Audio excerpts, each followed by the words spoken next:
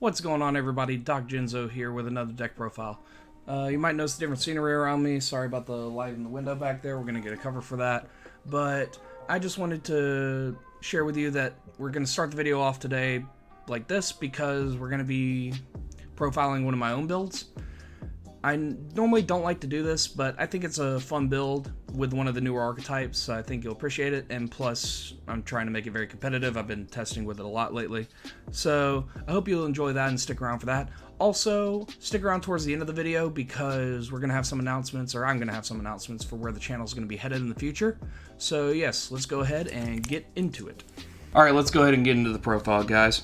Alright, we got our one Zoha here, and I'm doing him first instead of the other guy because he's part of the combo that I love with the other guy. He's great. So, Zoha, the Ogdoadic Boundless. And then we have 3 of the guy that goes with him.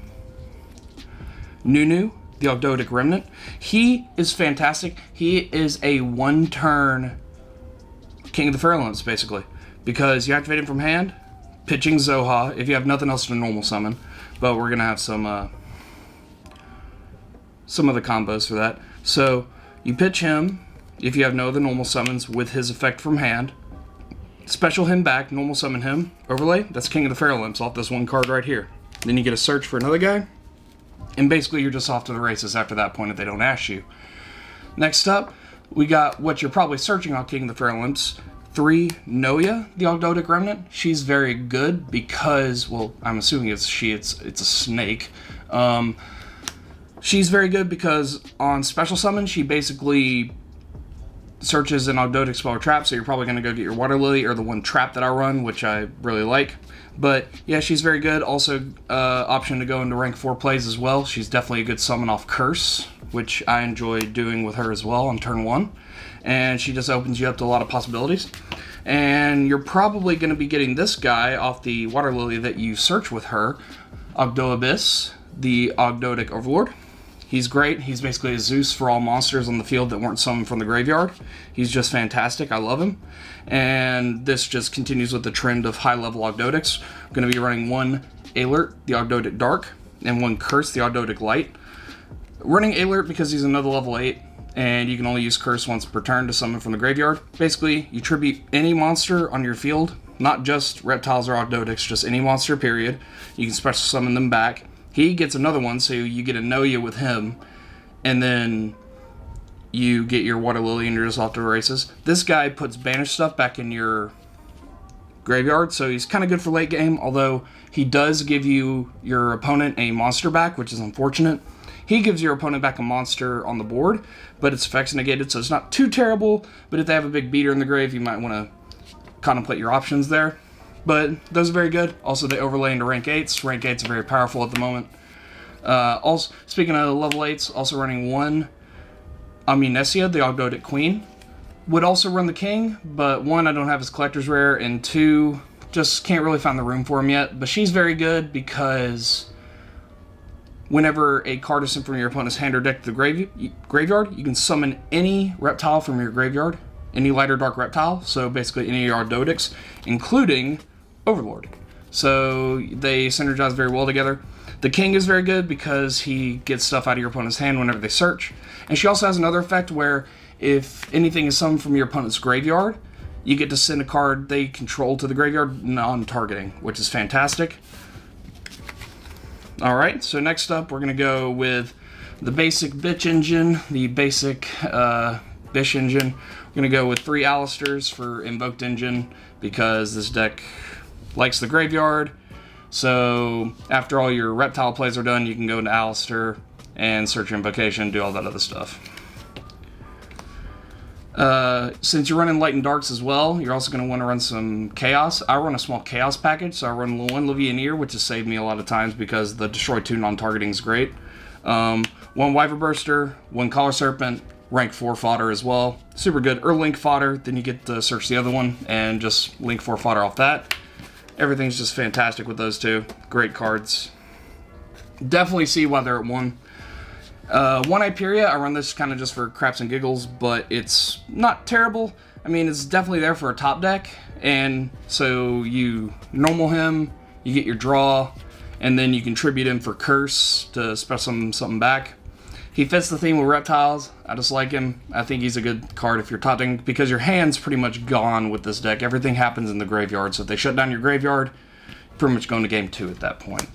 And then your hand traps, triple ash, not running any more hand traps. Siding Nibiru's, thinking about maining them, not quite sure. Just because Dragon Link is just so powerful right now that if you don't have a hand trap, you pretty much lose. But yeah, she's pretty decent. Ash, there's a reason why everybody runs her. Don't question it. Next up, we go to spells. Got 3 Ogdoadic Water Lily. This is great. This is basically your Foolish Burial for the deck. Sending a reptile, any reptile, not just light or dark, and not just Ogdoadic, from your deck to the graveyard. And then if you have 5 different names in your graveyard, reptiles, not just Ogdoadic, then you special summon any reptile from your graveyard, including the one that you just sent, because it says then. So if you have 4 in your grave, like King of the Pharaoh Imps, both its materials and a Zohar or whatever, activate this, go get your Overlord out the deck, summon him back. You pretty much got a level 10 Zeusy boy for free. That's 3,100. So this card's great, love it, put it at 3, keep it at 3. Speaking of 3-ofs as well, we got 2 Collector's Rare Snake Rain, 1 non-Collector's Rare. I know, shame me forever. Just don't have my 3rd one yet, don't judge me. Snake Rain, basically a legal, painful choice. Don't know why you wouldn't run this at 3. It's good to bait out Ash. It's good to use after you baited out Ash. It's just a good card in general, especially for a deck that all activates in Grave. It's just a great card. Use it. If you're playing this deck without using it to challenge yourself, I respect you. If you don't because you're just like, oh, whatever, then you are a fool, sir, a fool. And then, again, with our basic bitch engine, we're going to go with 3 Magical Meltdowns and 2 Invocations, not 3, because we don't want to be that guy, and plus 2 is a good number. 3 is just a little overkill because you're probably going to see double of it in your hand, and you don't want to do that.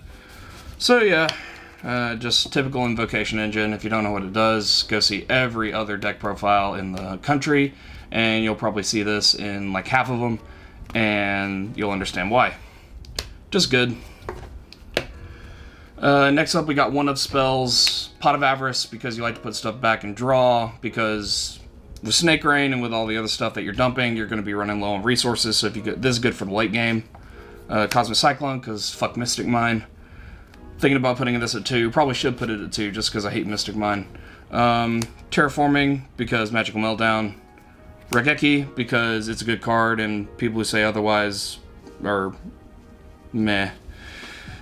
Call by the Grave, just good. Try to stop my Snake Rain now, Ash. Monster Reborn, everything happens in Grave, and also you can take your opponent's stuff to link and Xyz with. And Foolish Burial, you're running a graveyard deck, you want to dump some more stuff. Dump, dump, dump. That's what the deck likes to do. Unfortunately, it doesn't work with dolls. Tried that engine, don't really work too well. Next, we're going to go to traps. I only run 1 trap because it's more of kind of a monster-based build, like stuff like Dragon Link, Dinos, all that good stuff. And we're going to be running 1 Ogdoadic Hollow. Ogdoadic Hollow is great. It's a continuous trap that says, I believe it says during the main phase. Yes, during the main phase, you can tribute a reptile, a fet monster. Yes, tribute 1 reptile, fet monster. Target a monster in your opponent's graveyard. Summon it to your side of the board. If this goes to the graveyard, send all... Or summon it to your side of the board. It gets sent to their graveyard during the end phase. Now this also says if it's sent to the graveyard, or sent if it leaves the field, I believe actually. This face-up card is sent from the spell trap zone to the graveyard. I'm sorry, just to the graveyard. Send all non-reptiles you control to the grave. So that's unfortunate if you're sitting on a bunch of Xyz and you have this. But it has to be face up. So if it's set, you're fine. But I really like this card because you can definitely troll people with it. I've taken people's miscellaneous sources out the grave so they can't use them every turn because this puts it back in the graveyard. It doesn't banish it. You can take people's Alistairs out of the grave, but they're probably going to have another one in hand anyways, like that one guy did. But it's just fantastic. Take their Alistair out the grave, they can't Invocation with it. Take their miscellaneous source out the grave, they can't use its effect. Take a lot of stuff out the grave, it's just fine. And then it puts your Ogdoadics back in the grave because then you can recycle them because Ogdoadic says only once while it's face up on the field. So you have to resummon it in order to use this wipe effect again, which is unfortunate. It's basically the Firewall errata, but it's still a great card. I also kind of run this for craps and giggles, but I've actually found it's had its uses, and it's great. It's also searchable off Nalia, so if you open hand Ogdoadic Water Lily, then you can just search this. They'll know you have the Water Lily in hand at that point, but this is just a good option. The other one just makes tokens and summons other reptiles, and that's just okay. There's a lot of other cards that do that, but this one's kind of unique, and so I enjoy it. Moving on to the extra deck now. Extra deck. We're going to go with our reptiles first. We got one Reptilian Echidna. When she's link summoned, she makes something 0, and then you can activate this. It targets, unfortunately. But then you can activate her other effect, which is add reptiles from your deck to your hand up to the number of monsters your opponent controls with 0 attack.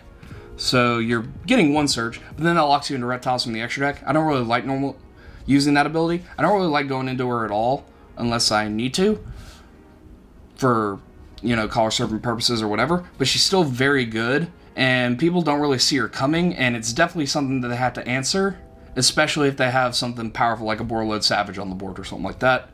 So she's very good. Next, we have 2 King of the Fair Limps. Some people just run 1. I like to run 2. Him being generic is stupid. Him being generic is fantastic, especially with cards like Ogdoadic Hollow, because a lot of people run level 4, so you can take stuff out their grave and use it. Also works well with Omninesia, but that's beside the point. Him being level 4 is great because you use your Nunu effect, pitch whatever.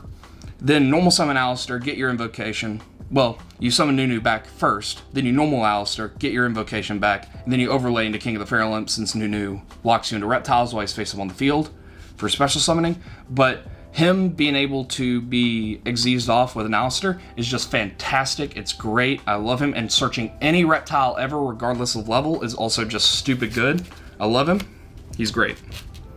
And that's basically all the reptiles we're running in the extra deck. There's other stuff too. There's the Alien Shock Trooper. Not really a big fan of the Alien Shock Trooper because he requires to be destroyed, and he just puts A counters on stuff, which a lot of other stuff does as well. And it's just weird. Not really a big fan of him. Next up, we got Artemis, Magistus Moon Maiden, for your invoked 1-card Invoked Makeup, just in case you're running low on resources and you top deck an Alistair or something. Speaking of Invoked, got our little Invoked engine here. 2 Makeup because Makeup is good. Kaliga because you're running Darks as well. Purgatrio because Ash, and that's basically it. They're just good. With this deck, depending on your hand, you can end up with him, a Hope Harbinger, and the Ogdoadic on the board, all on turn 1, and they can just sit there and be like, I'm being bullied, and you're like, yes, you are. Now we're going to go on to rank 8s. Rank 8s are really strong right now. They're definitely the core of the deck. I don't have a Draglubion yet. I'm not running the Draglubion Numeron Dragon OTK variant because, 1, I don't have a Draglubion, 2, it's just kind of weird. I'm much more of a control-based player in my nature, but I'm not too dissimilar with OTKs. Like, I've played OTK decks before, like Cosmo and everything, but that's beside the point. But yes, let's go ahead and get into the rank 8s. Just letting you know that before you're like, oh, why isn't he running this? Because, 1, I don't have the card. 2, I'm kind of trying this version out, but I'm definitely going to try it out in the future. So, and if you have it, you should try it out. Okay, back to the profile. We got 1 Felgrand. Felgrand's amazing this format. Oh my gosh, he's fantastic. If you're sitting on him, Ogdoadic, and Makeup, it's great because you can activate his effect to basically after you're done with your Makeup negate, and then you activate Ogdoadic, or you're forced to activate Ogdoadic, you can chain his own effect, make him unaffected, so everything else goes but him and Ogdoadic. So it's just fantastic. He's great. I love him. And plus, he stops your opponent's monster effects as well, not just his own. So at the cost of making their stuff unaffected, you can negate their effects, which a lot of stuff is kind of predicated on monster effects right now. So he's very powerful. There's a reason he jumped up in price, probably because of this deck. Running 1 Dingirsu. Obviously, Dingirsu is a great rank 8. Protects stuff from destruction. and sends a card non-targeting whenever he's summoned. He's just fantastic. Great rank 8. Great rank 8. Another great rank 8. Number 38, Hope Harbinger, Dragon Titanic Galaxy. Negates a spell once per turn. He's just fantastic. I love him. At the cost of 2 level 8s, it's just great. And then whenever one of your other guys is in danger, you can detach one and make the target him, and then he gains that attack, which not a lot of other people use, but with this deck, you're going to be going in a lot of rank 8s, so he's nice. The spell negates why you mainly want to go into him, though, because spell negation, this format is just so strong. It's like, oh, you got that one quick launch in your hand, it's mine now.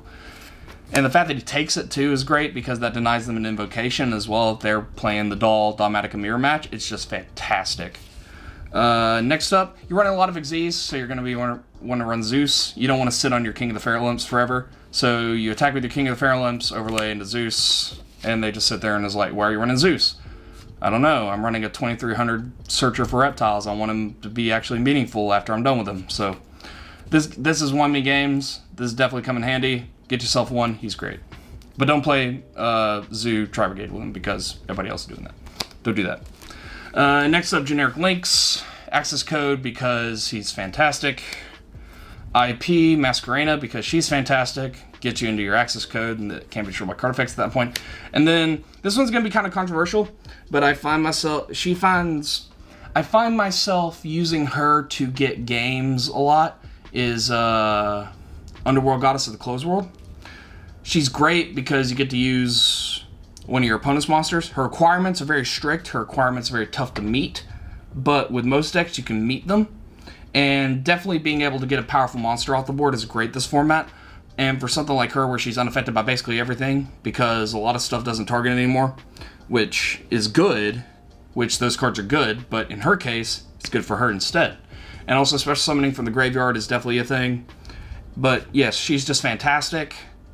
Get yourself one, she's great. Definitely getting that monster off the board is her big plus, and then just being a 3k beat stick unaffected by most things is also great. And yes, that is the deck.